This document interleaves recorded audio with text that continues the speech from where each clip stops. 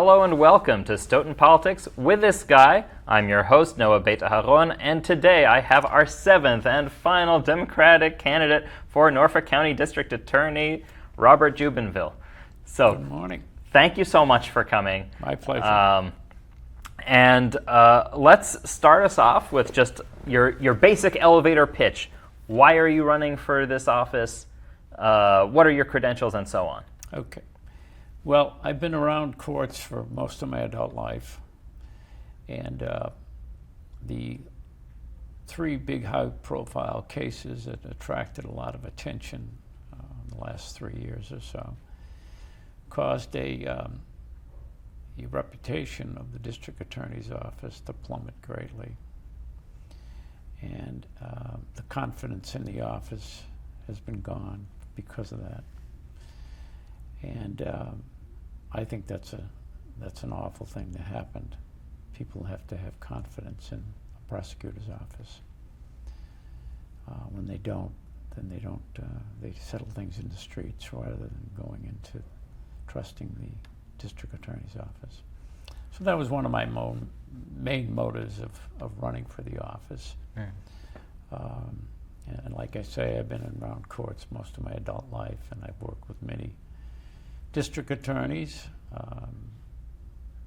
many hundreds and thousands of assistant district attorneys. Some of them good, some of them very good, some of them not so good. And I know the difference. Yeah. So I think what happened to the DA's office, has got to be corrected. And it's my intention, if elected, to do just that. Excellent. Tell us, in as briefly as possible, though it won't be easy to be brief, about kind of the trajectory of your career, because you first came on my radar as a governor's counsel, but you have a longer career than just that, and you've done stuff since the governor's council that our viewers will be interested in hearing about. So let me give you the quick bio. I was born and raised in Holyoke, Massachusetts. That's in Western Mass. And I started high school. I did my high school there and my education. And I started college, but it didn't go so well, so I became a union sprinkler fitter. Then I went into the United States Army. When I got out of the Army, I went on the state police. Was able to finish my undergraduate degree and my law degree, passed the bar, and practiced criminal defense for 43 years.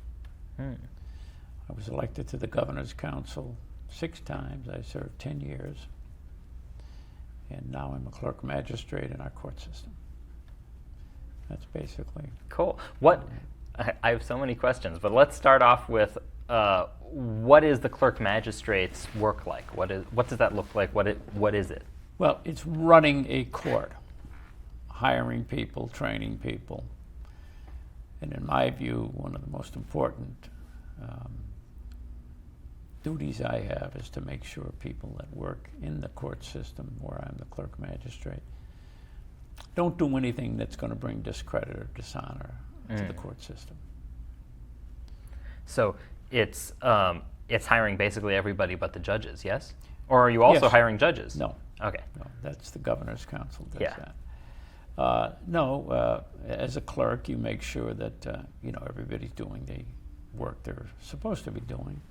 You make sure that the court sessions are manned with people qualified to handle the duties of an assistant clerk. Yeah. You make sure that civil matters are all being done properly, that records are being stored properly, evidence in cases make sure it's in the vault at night, locked up, and basically managing people is what I do. Now, a lot of people in Norfolk County are not satisfied with our district attorney, but everybody has kind of a different take, a different diagnosis of what's been the greatest misconduct. I remember when the second Karen Reed verdict came down, there was great anger against the district attorney, but from multiple sides, right? Because you could be mad at the district attorney for screwing up the case because you thought she did it, and you could be mad at the district attorney for bringing the case because you thought she didn't do it. So what is your diagnosis of what the Norfolk County DA has not been doing right? Well, I'll give you my version of my take on the Karen Reed case. First of all, if I had been the DA, which I wasn't, but the investigation into that case, in my view, was incompetent and corrupted. And to me, you don't indict or charge anyone with an investigation like that. Yeah. It was compromised. The officers didn't like her. They put in emails that they wish she was dead. Right. You can't have investigators with that mindset. Yeah. Investigating. Let's say I didn't like you and I'm a Right. police investigator and I'm investigating you. Well, you wouldn't think that was too fair. Yeah. You need objective, independent, professional investigators. So those officers should have recused themselves from that investigation immediately. Right. That's the first thing. That I don't think she should have been indicted on that to start with. Yeah. But it's not difficult to get an indictment. Yeah. There's a old joke, but it's not a joke, Right. saying that they can indict a ham sandwich. Indeed. Yeah. It's not far off. So then the case proceeded, the first trial. I think most people, you didn't have to be a lawyer to say that the first trial, this case was going nowhere. Yeah. But assistant district attorneys convince the district attorney it was a good thing to go forward. It was a good thing Yeah. to do the first one, good thing to do the second. We Yeah. can win this. It was all Right. about winning. Yeah. And I've sat in courtrooms thousands and thousands of times. I've done over 70 murder cases. I've seen DAs at the end of a trial, when it's a guilty, stand up and high-five each other and hug each other. Yeah. And I go, this isn't a sporting event. Yeah. It's a tragedy for the victim, their family, the victim's family, for the defendant who has a family. Yeah. There's no winners in a courtroom. Right. So it convinced the district attorney that it's a good idea to go for the second one. Yeah. You get a special prosecutor, I think they said. And I know the fellow, he's a good defense lawyer. I don't think he's ever done any prosecuting. And if somebody asked me, would you want to prosecute that case, it was, well, first of all, in my many years of trial work, my role in the courtroom was a defense attorney. Right. It's different than the role of a prosecutor. Absolutely. So when you're not trained in that field, whatever field you're in, if you're Yeah. not trained, it's not going to come out good. Right. And that didn't work out at all. Yeah. And he just wasn't, he's like a fish out of water. Yeah. And anywhere from $500,000 to $1 million, I was told, was paid to him. Yeah. Taxpayer money, Yep. wasted. Absolutely. And those are resources that aren't going to other investigations and other trials. And other trials. And other purposes. I mean, it's the taxpayers' money. Right. Could have been used for a lot of great things, right? Yeah. Drug programs, keeping Yeah. people out of jail. In any event, that's what happened. You see, the role of a district attorney is different than the role of an assistant district attorney. Yeah. The elected district attorneys in this Commonwealth have not tried a case in decades. Yeah. In fact, I think the last one was on Cape Cod. It was a murder case, and I was the defense attorney. Huh. But that was a long time ago. Yeah. because, to get properly ready for a trial Yeah. in a superior court, you need a good 5-6 months. Yeah. You manage an office of 100, 120 people. Right. You can't take that time off to do No. that. Yeah. And you're doing other things all day long. Right. You've got to have trained, competent, professional assistant DAs Yeah. that know trial work Yeah. to handle those cases. So it's the district attorney as a job. It requires a lawyer and it requires somebody with experience in the field, but the job itself does not involve trial work. It's a managerial position and an Yes. administrative position for the most part. That's exactly right. And Yeah. I don't believe you have to be an attorney. Oh, okay. But yes, it's managing people, hiring people, training them, and in my view, making sure you keep a tight leash on assistant district attorneys who want to go forward and win at Right. all costs. Yeah. And that wasn't done, unfortunately. Yeah.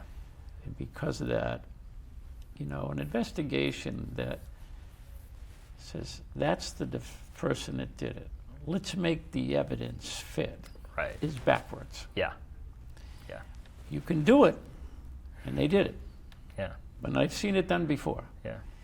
The problem is, at Sometimes trial, it even puts somebody behind bars. it does, but at trial, it's usually like trying to put 10 pounds of you-know-what in a 5-pound bag. You'll Right. get it in there, but it won't look good. Yeah. And we saw the results of that in those trials, Yeah. unfortunately. Now, you jumped into the race pretty late. I remember it was on this show that I learned that you were running. And then as of, I want to say, a week before the filing deadline, I called and your signatures hadn't been submitted yet. So you put them in right towards the end. So I'm interested, by the time you submitted signatures, you knew who the other 6 candidates were and why they were running and what their deals were. And so I'm interested in hearing, why did you feel that, okay, none of these 6 people are I'm not going to, endorse one of them. I'm going to run myself. Well, that wasn't my thinking about Okay. the other candidates. It was Okay. more logistical for me. Okay.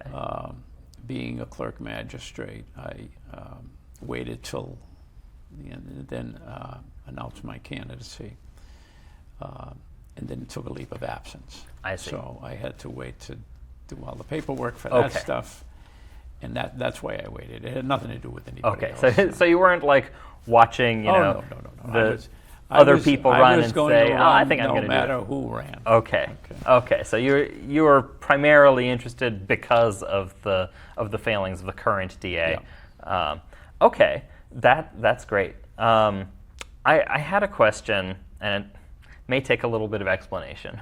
So, in watching the Trump administration's Department of Justice take its many cases to court, there has been, up until the last couple of years, something called the presumption of regularity, right? Where it's assumed that if the government is saying something, they're not just making it up.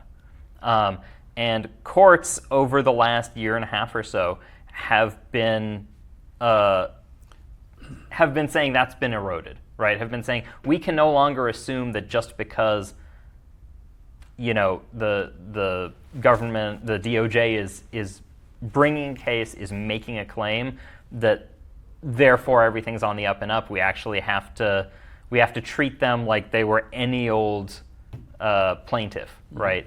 That they might be lying to us, they might be, have their own agendas, right?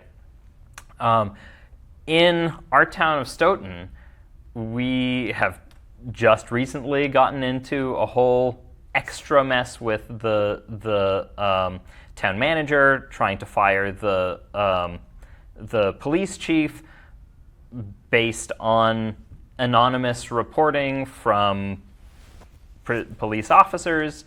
Our town has had enough scandals with its police department in the past we've had enough scandals with our leadership in the past. At what point does one look at something the officers are bringing you and say,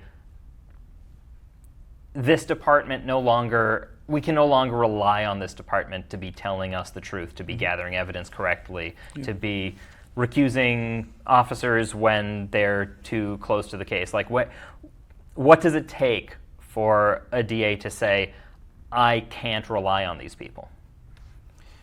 Well, I think, yeah, you have to understand, the police have a job to do. The district attorney has a job to do.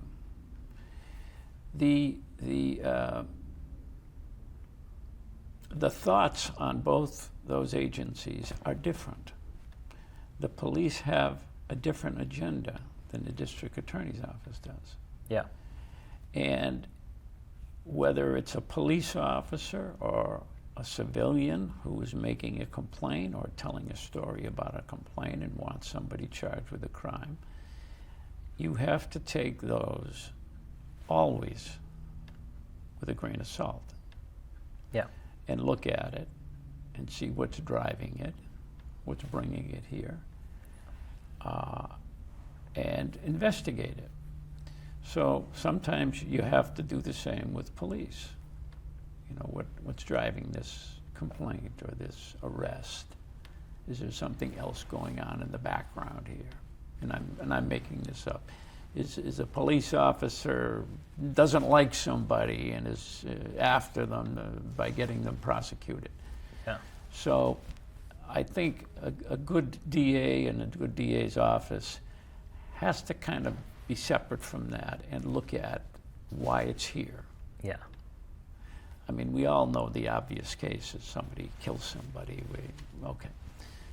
But there's a lot of murky cases that float around. And I've represented a lot of people in those situations where I look at it and I go, well, why? What's the relationship here? What's going on here?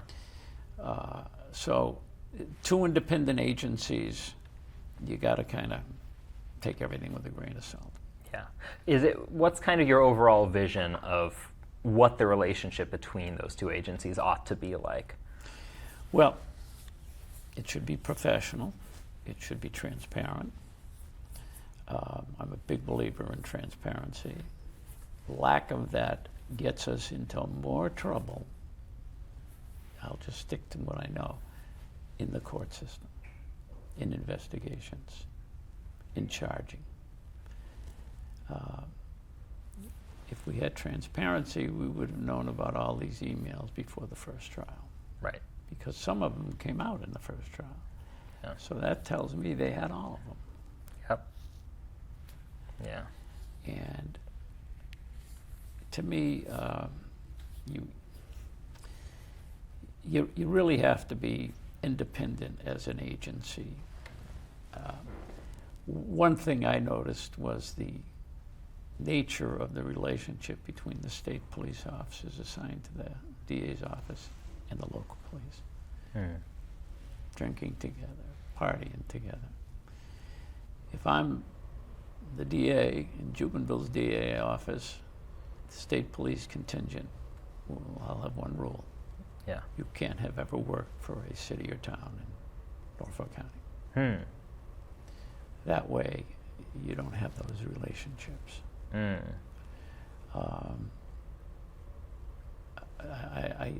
I watched all of what went on, I said, boy, that's not good for, even if nothing was done bad, it's the perception people have. Yeah. And perception means a lot in the law and in this business, in the court system. Yeah. It means an awful lot. Well, and there's I sometimes grit my teeth when I hear people talking about perceptions and how, it's eroding public trust in an institution, because I'll say, like, okay, but is that because the trust that there was misplaced, right? There's two sides to it, right? You can say it's bad for the public to not trust the system because then they start taking matters into their own hands. But there's also, you could look at a bad system and say it would be a problem if people trusted this system, right? The system is not functioning the way it ought to be, so why should there be trust in it? It's like we want perceptions to match reality, and we want to make our reality match what we would like the perception to be, right? We want to say, okay, let us fix our systems so that the people who are trusting in it are right, and the people who are not trusting in it are wrong, and so that we can convince them that it works, right? Yes, but in the court system for judges and clerks who I do certain criminal hearings and I do motor vehicle hearings. And the point of the issue is not that there is that there is a conflict. Yeah. You could have a judge who can say, I have no problem with you before me. I know you, but I can rule rightly. But that's not the point. Mm. The point is everybody's sitting there saying, well, if he knows them. Yeah. So even though you could rule without that conflict, right, it's the perception people will have. Yeah. If you make what you think is the right call, right, some people are going to say, oh, he did it because he knows the guy. Right. Or if he makes it against him, he didn't like the guy. Right. So the rule is it's the perception more than the actual conflict. Right. That keeps the system a better system. Yeah. What are some systemic changes that you would like to see done at the DA's office? Well, if I am elected, right after I get sworn in, I'm going to call the state auditor and have her audit the DA's office. Interesting. And I want to know how much money was spent on all this stuff. And that will be released to the public. I am also going to have a board, independent board, an objective board, that's going to review all the cases, all the police conduct in cases in the office. And there'll be a report on that as to what happened here. As I say, you got to admit you made a mistake before you can correct it. Yeah. And that's got to be done. And then you have to find out why it happened, what were the causes of it, and obviously get rid of the way they were doing things. Yeah. And training, I think, helps a great deal. Setting new standards, having good supervisors that know what's going on. Look at the emails. Yeah. How many times, not even this case, but how many times, I'll just say in the last 5 years, have we read about somebody that hears some news, gets on their phone, and they're a teacher, or they're this, or they're that, some employment, and they write this long thing, and they get fired for it. Yeah. So, and to not know that anything you put in an email or a text is there forever. Yeah. So, to me, I want guidelines on that. If you're in the office and you've got a cell phone, which everybody in the world has, right, and you're texting, I want to know, or my supervisors want to know those texts at the end of each month. Yeah. So if there's anything inappropriate, you catch it right away. But the life of me, I can't imagine why somebody would put some of the things that were in those emails. That raises an interesting question, because I imagine a person working in that kind of an office might just get a second cell phone for personal use, because you don't want to be, giving your boss your... And if you don't want to give me your emails, then you can work somewhere else. Yeah. Interesting. But I think there's got to be some guardrails on that. Yeah. What do you do with old cases when when you have someone like a Michael Proctor, when you have people sending these horrendous texts and so on, and you eventually catch them, right? Do you then have to go back through every case they were involved in? Absolutely. And what do you do with those? It depends on what happened to them. Yeah. Like you said, I hope not, I hope to God not, that there's somebody sitting in a jail cell, state prison, for something they didn't do. Can you imagine? People have done 30, 40 years. Yeah. They didn't commit the crime. Absolutely. Bad enough, you commit the crime and you're in state prison. Yeah. How terrible it is if you're innocent. Yeah. So you got to prevent that. And you got to have guardrails. And I'm not interested in reading people's texts or emails about their personal life. Yeah. But somebody's got to screen them. Yeah. Because had that been done, it wouldn't have got to this point. Yeah. Because I don't believe the emails were generated just before this trial. Well, no. No, they go back. They go They're probably dated. way back. Yeah. So and I respect people's privacy, and they should have privacy, but if you want to work in the office, then you've got to comply with that. And you know what? I'm not interested in your personal emails about this or that, but I am interested if you're putting in emails that are inappropriate. Yeah. Then I think if you sort of set up some sort of a screening of those, you stop them early, and people know you're doing it. Yeah. So it may prevent them from putting anything in. Right. Like, when I do texts and emails, I'm a very short writer. I put very little in them. Yeah. Of course, I'm older and I'm used to phones, so I like people calling me on the phone, right? But I think you have to do that if you're in a DA's office or in a lot of offices, not just the DA, but and I'll stick to the DA. I think you got to have that. Look, there's an old saying: "Burnt once, twice shy." Right. We've been burnt by this. Yeah. And so I think if the mindset in everybody in the office is, hey, I can't put things in emails, it's a good thing. It's a good thing. Yeah. And they would be kept private, and I wouldn't dispense them to anybody. But if there was a problem with one coming in here, hey, what are you putting this thing in there? Yeah. So I would do that. I think that's got to be done. I think all the cases that the officers have been involved in have to be examined. Yeah. These cases, the 3 cases that are the big ones, they get a lot of publicity.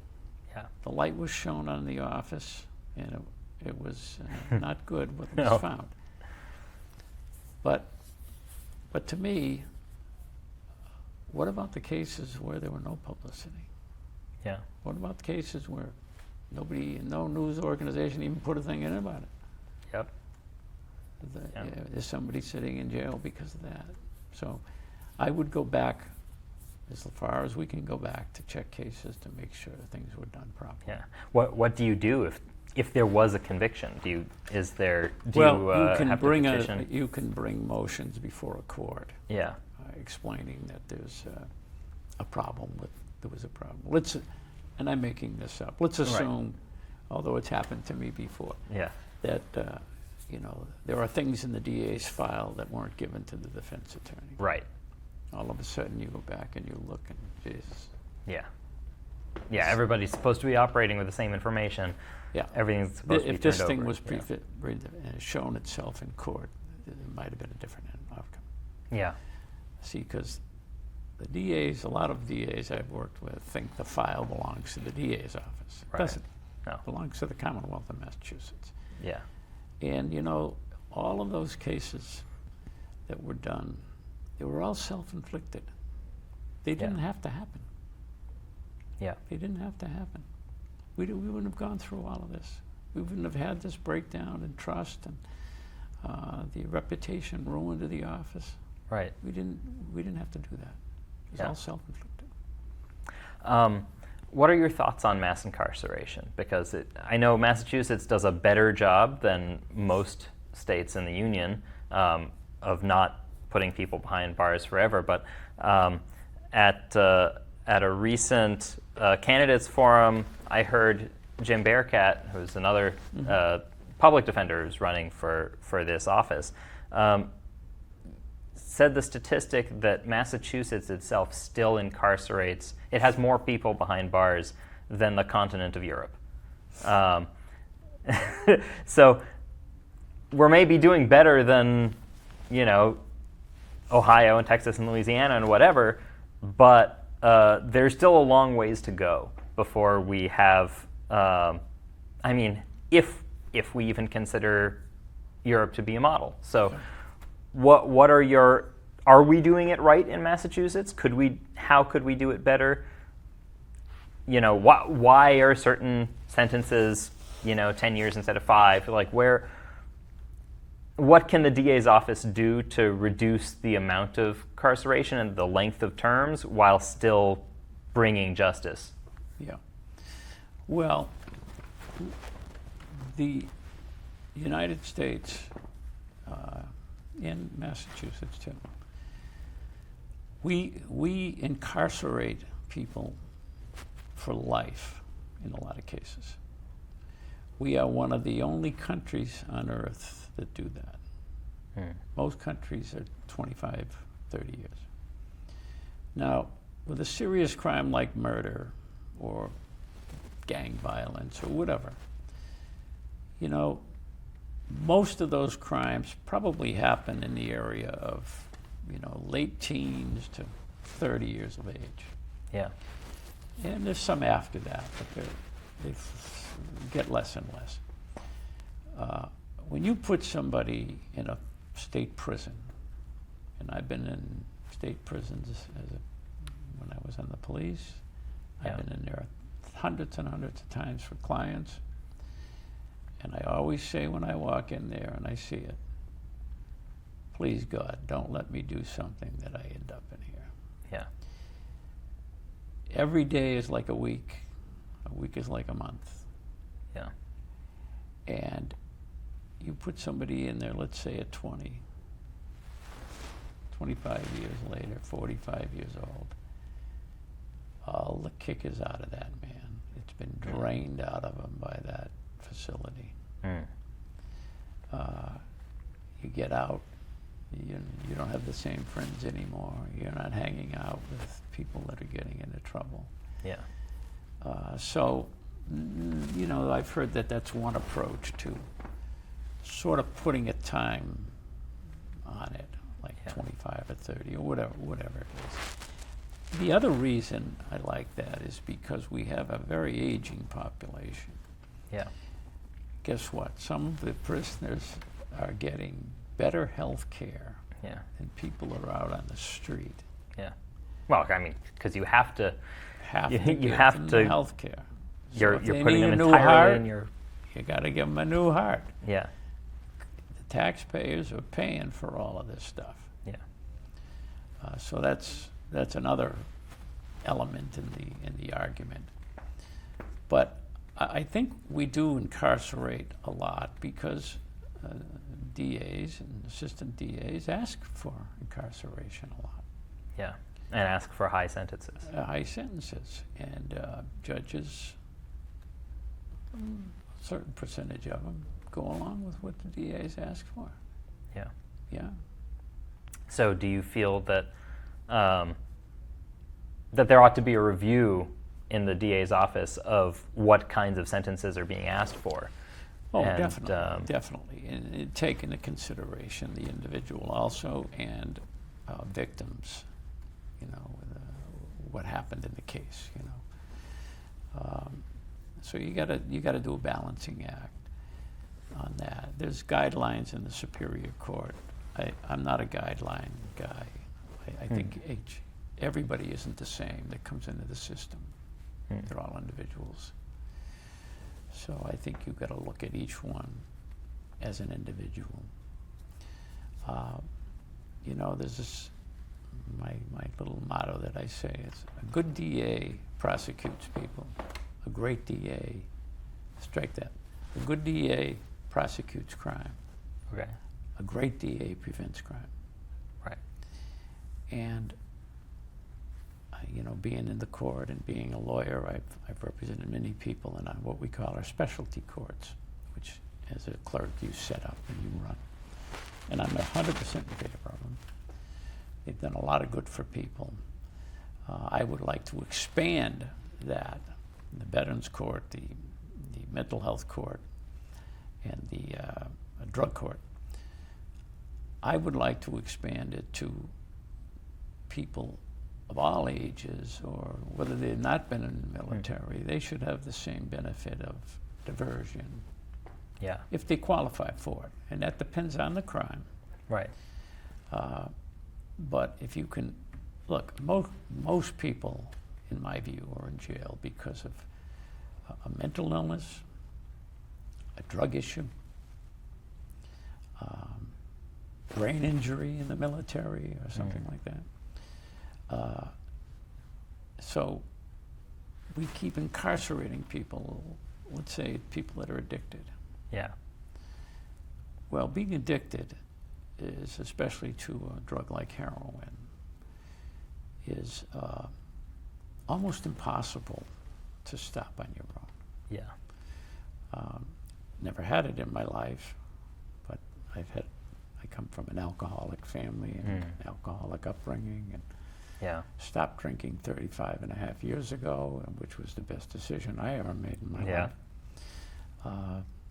But it's important to understand. I read that something like 70, or I think it's 70 to 75% of people that are addicted to heroin got addicted through OxyContin from a Wow. doctor's Yeah, that's, prescription. yeah. And Wow, that's a high number. yeah, and doctors are still prescribing it. Yeah. In fact, we now have fentanyl on the scene. Right. We didn't learn from OxyContin how Yeah. bad it was. Yeah. We had to now bring fentanyl in. Right. And you know, when doctors sometimes get, the more they prescribe, they get trips, they get Right. whatever.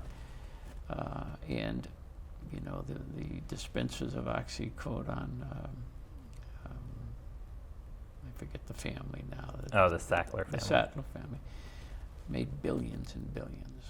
That drug was originally designed for people in the last 3 or 4 or 5 months of death, Yeah. where they were suffering from cancer throughout Absolutely. their body. Yeah. The Sacklers said, no, Yeah. we can make a lot more money. They hired about 400 kids out of college Yeah. and sent them across the country to doctors' offices, knocking on the door. Yeah. This is what we have. It's wonderful. Your patients won't have pain. Yeah. And we all know what it caused in this country. Yeah.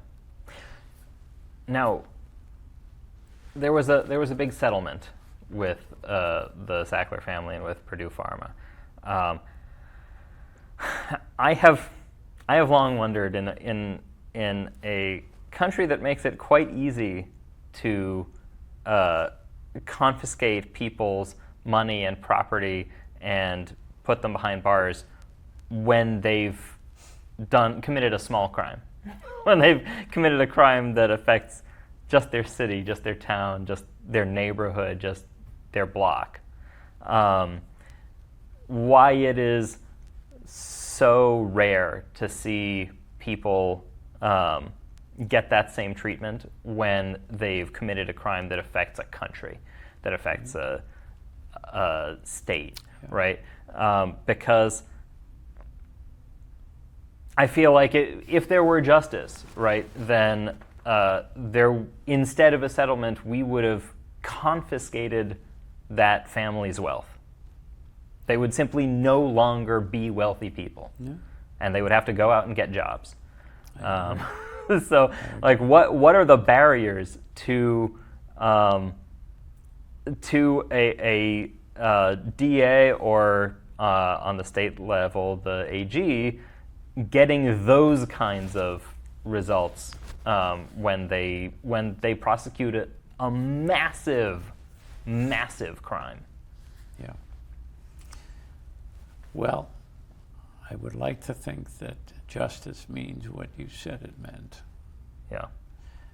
but I think money plays a hand in it.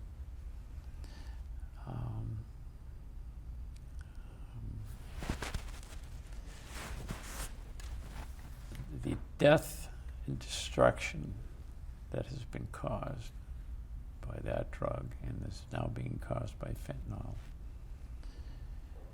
is beyond anything that we could have ever imagined would happen to this country, in my view.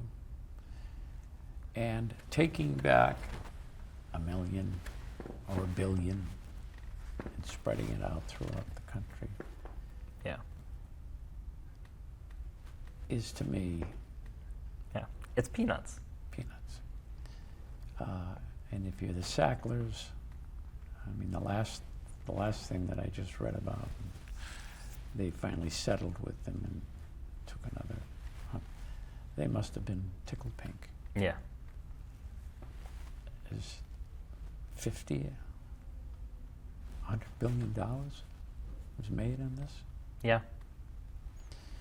and they knew about it. They knew about it. There's a great book on the history of oxycodone Yeah.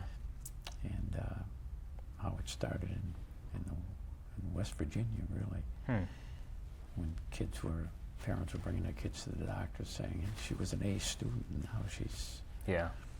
and the doctors were calling the Sackler, The Purdue Pharma. Purdue Pharma. Oh no, it's not that. They've got other issues. They must have been doing drugs or something else. Yeah. They stonewalled it. Yeah. The investigation by the federal agents were stonewalled. Yeah. There was an agent, a female DEA agent that was big into finding out, and she was taken off and transferred to somewhere out in the West. Yeah. So yeah, I guess money has power, and they can use it. Yeah.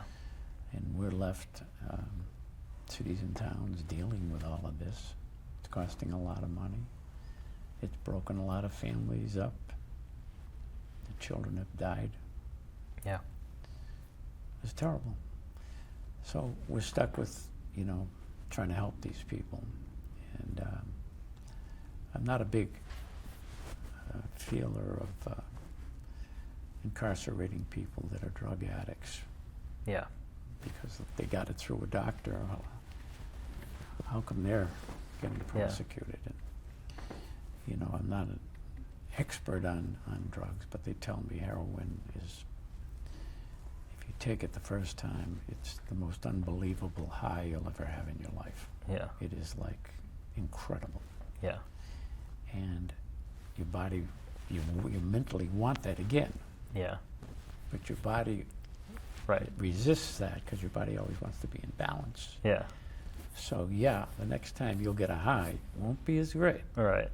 Right. The third one, it'll not, Yeah. and they call it chasing the ghost. Right. You're constantly looking for that Yeah. high again, but Yeah. you'll never get it again. Right. But your life spirals into, I remember I had a shoulder operation, Yeah. and the doctor, and when I was in the recovery room, gave me the oxycodone. Yeah. And I said, I know why you're giving it to me. It's for pain.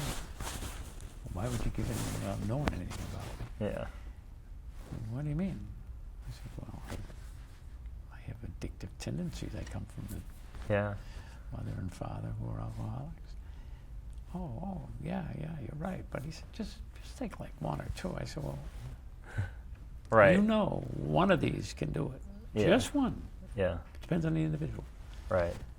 He said, no, you're right. Yeah. So I gave it back to him. I said, Yeah. I'd rather have the pain. Yeah. I'll take the pain. Because if I get hooked on these things, Right. I'm going to be in front of a court, not as a lawyer, but as Yeah. a defendant. My whole career will be over. And, Yeah. so it's tough to around. But anyway, we've got to work more Yeah. on that. Tell me more about your idea of kind of diversionary courts for all. What does that look like? Well, in other words, let's assume you fit the category for diversion, I'll call it. Yeah. Because that's what these drug courts and veterans courts and Right. mental health courts do. You divert the case for a while, Yeah. and people have to do certain things, Right. like get treatment for drugs and stay in treatment. They're monitored as they go through that. Yeah. And if they finally meet, and sometimes it's a year, sometimes it's a year and a half. Yeah. And if you've done everything and you've gone through it and your life's back in balance, then Yeah. we won't give you a conviction. Right. We won't give you a record, Yeah. which will be a stigma for you for the rest of your life. Right. But to me, what about the kid who's not a veteran, Right. but he's got the same situation that the veteran had? Why shouldn't he Right. get diverted too? Yeah. So I'd like to make them, and they're great, those three Yeah. drug courts. But I think Yeah. I So want- what kind of categories are we thinking? Like, well, let's assume you have PTSD and you weren't in the service, right. but you got it. You were in a fire and you saw people Yeah. burning to death or something. Well, they would say, "Nah, well, you're not a veteran, so you can't." Right. Good. So it's is the category in terms of who you are, or in terms of what crimes you've committed, or kind of well, both? Both. You've got to meet the requirements of having a mental health issue, a drug issue, or be a veteran. Yeah. And there's different ways to divert, like veterans, than different programs that you Right. use. But my feeling is that everybody that is the same age qualifier or the same issue in their life, Right. they should get diverted too if they want to go through this procedure, Yeah. and it betters them. I think it would help in recidivism, Right. because if you can stop somebody from getting a record, stop somebody from going into the facilities, it's a big, important issue in my book, because once you do go into these facilities, you come out a different person, Yeah. and you got a record. Maybe your family has nothing to do with you. Yeah. You can't get a job. How are you going to work? How are you going to make a living? So you go back into crime. Right. And it just spirals and spirals till you finally commit a crime that is much more serious, and Right. you end up going to state prison. And then, whenever you get out of there, your chances of getting Right. work is very slim. Yeah. Okay. I shouldn't say everybody who comes on the show, because I forgot once with Adam Deitch, but I like to ask everybody when I can to rant to me and my audience about one thing that either you wish everybody knew or that just bothers you on some level, because I feel like everybody who's at least moderately interested in politics has at least one thing that kind of drives them nuts, and that they would happily tell everybody in their life about for a while if they could. What's like something that you have on your chest that you would like more people to know about? Well, let me see. There's a lot of them. Let me tell you what I think. I'll say they're my rules or something with regard to the DA's office. Running for this office. First of all, I would do whatever I could to prevent President Trump and ICE from interfering with our court system. As I said, I'm going to have an independent body review all the police conduct in the DA's office. I'm running against 5 assistant district attorneys. One of them is the U.S. attorney from the federal building, and as that's a building in justice that's I don't really have a lot of good things to say about. Put it this way, you don't want to be charged federally. Yeah. In my view, you do not get a fair trial in that building. I also am a big supporter of victims of domestic violence. I've seen it in my practice. I've seen it in the court I'm in. And most of it's women being battered. Yeah. Coming to court, black eyes, lips swollen and bleeding, punched all over their body. And to me, that is just, let me put it this way. If I'm the DA and you're found guilty of that crime, you won't get any sympathy from me. Yeah. That's got to stop. I'm concerned with hate crimes that are on the uptick. Yeah. And that is something that again, if you're charged with that, and you have every right to trial, and you should. But if you're found guilty, then you're going to pay for it. Yeah. So those are some of the things that I would put into place. Open, transparent. Yeah. Anything that I can give out by law will be given out to the public, the press. I want everybody will be treated the same. There'll be no favors for this one or that one. You're in the system, you'll get what you get. And whether you're poor and indigent or whether you're wealthy, you're going to get the same treatment. Good or bad. Yeah. And I think you follow the rules. And if that's been done in these cases that we speak of, we wouldn't be here talking about it today. The rules, the Supreme Judicial Court has rules. You follow them.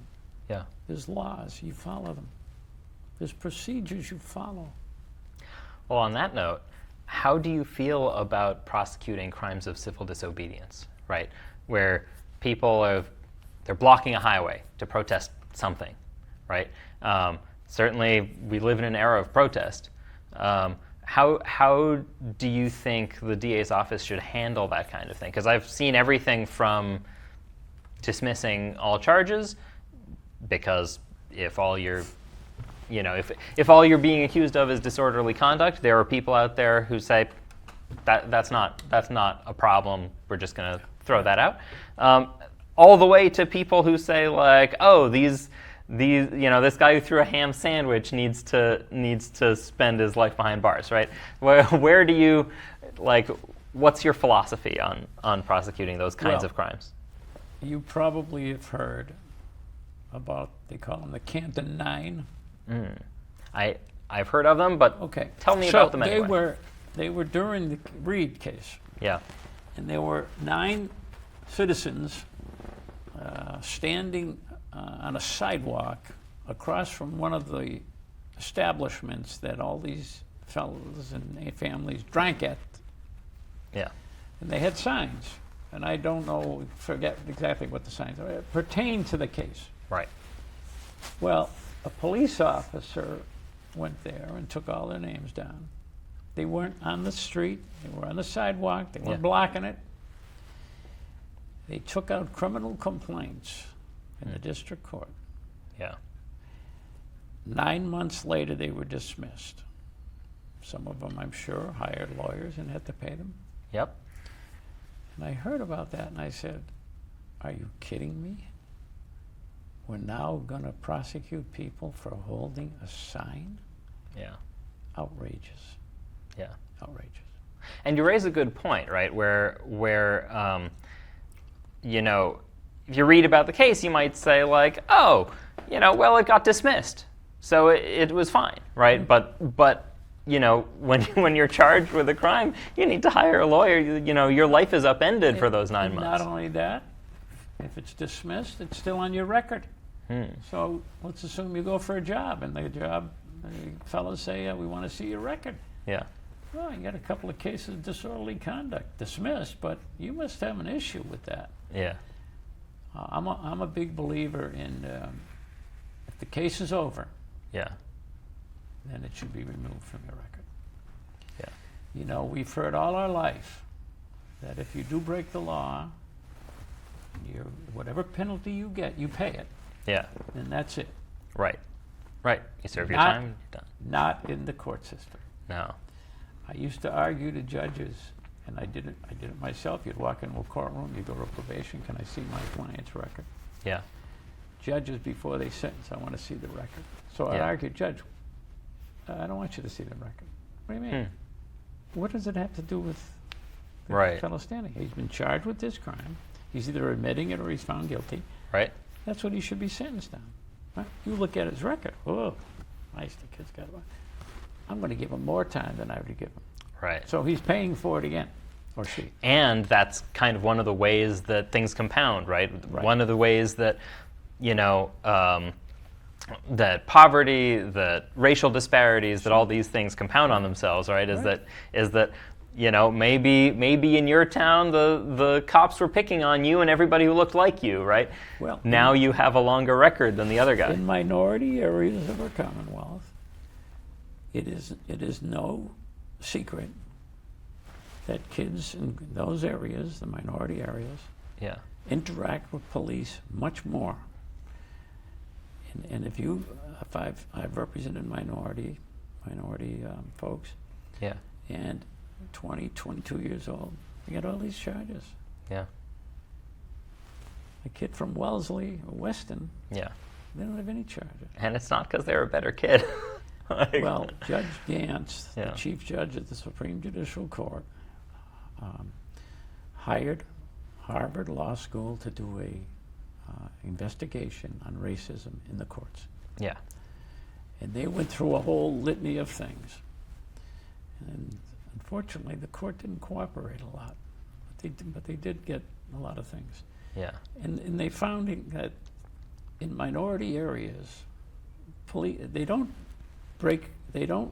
commit crimes any more than other areas, but the police think they do. Yeah. So it was interesting, and minority people get sentenced to longer sentences. Yeah. And at the end, there was one word they said about the court system, and it's baked in since day one. Yeah. So you don't even realize Yeah. it's so baked in. They had one big word at the end: Yeah. racism. Yeah. The courts baked in over the 250 years, 60 years we've been in courts. Yeah. And I think one of them is that I want to see the record of this. Why do you need the record? Right. So, yeah, there's a lot of work to be done. But to me, if I'm the DA, being fair, following the rules, you don't get into trouble that way. Yeah. Treating everybody the same, you don't get into trouble that way. As the office, that is. The office. Yeah. Yeah. Yeah. And I say when I'm giving my talk, 4 years. Give me 4 years, and I'll put that office back so that it has the reputation it once had. All right. Well, on that note, thank you so much for coming on the show. My pleasure. And it's been a pleasure having you. The primary is on September 1st, so you have time to make up your minds. Yes, you will. All right. Thanks so much. Come on, sugar. Woo. Come on. All right.